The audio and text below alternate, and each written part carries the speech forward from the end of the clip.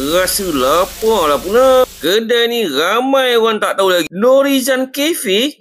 Ni dekat Melimau tu. Yang sebelah Soto Norizan. Yang ni kedai anak dia. Kali ni dia nak buat cerita rasa anak muda. Adik ni, dia hantar 3 jenis air guys. Yang ini air lemon mojito. Strawberry ni jangan cakap lah. Memang creamy. Tak suka manis, try yang ini. Ini menu pertama dah sampai. Penuh sepinggan dia hantar carbonara ni. Masa gaul tu pun dah tahu.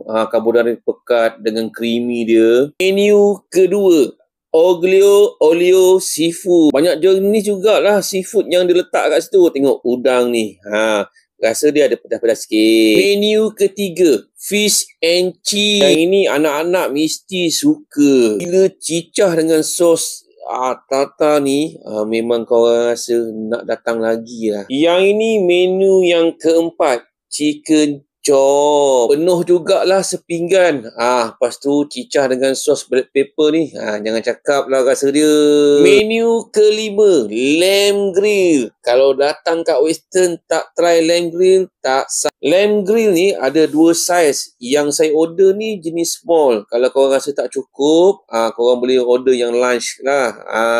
Nak makan yang berat-berat, korang cuba mushroom soup dan garlic bread. Dia hantar panas-panas. Nak makan macam tu boleh, ataupun nak cicah dengan roti. Malam sekarang boleh ajak family dan kawan-kawan pergi Norizan Cafe. Okay, bye.